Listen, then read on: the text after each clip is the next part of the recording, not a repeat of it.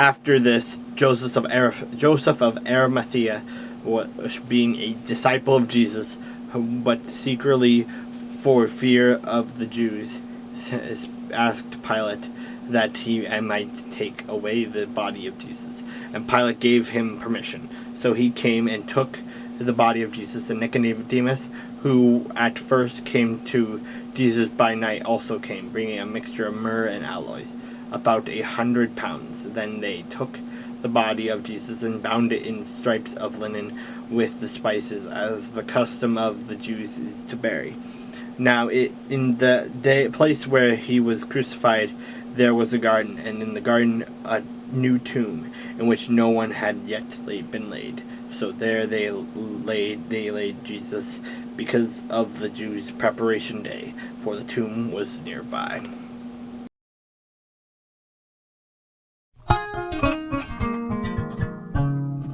But a certain man named Ananias, with Sapphira, his wife, sold a possession, and he kept back part of the proceeds.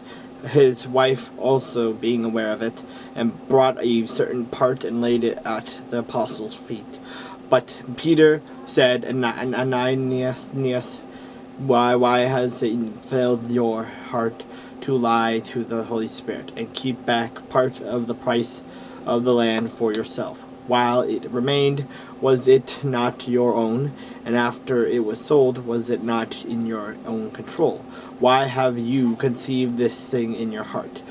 You have not lied to men but to God. Then Ananias, hearing these words, fell down and breathed his last. So great fear came upon all those who heard these things. And the young men arose and wrapped him up, carried him out, and buried him. Now it was about 3 hours later when his wife came in, not knowing what had happened. And Peter answered her, "Tell me whether you sold the land for so much." She said, "Yes, for so much." Then Peter said to her, "Well, how is it that you have agreed together to test the Spirit of the Lord? Look, the feet of those who have buried your husband are at the door, and they will carry you out." Then immediately she fell down at his feet and breathed her last. And the young men came in and found her dead, and carrying her out, buried her by her husband. So great fear came upon all the church and upon all who heard these things. And through the hands of the apostles, many signs and wonders were done among the people. And they were all with one accord in Solomon's porch.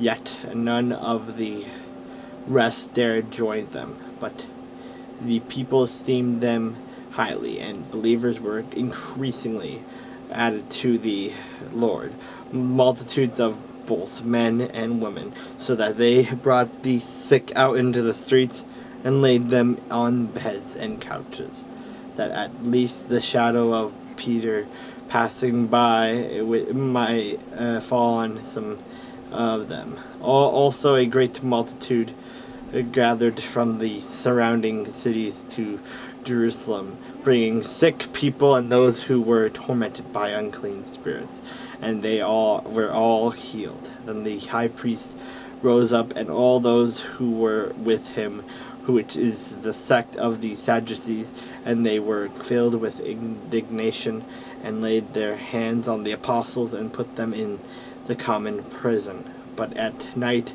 an angel of the Lord opened the prison door and brought them out, and said, "Go stand in the temple and speak to the people all the words of this life." And when they heard that, they entered the temple and early in the morning and taught. But the high priest and those who with him came and called the council together with all the elders of the children of Israel, and sent to the prison to have them brought.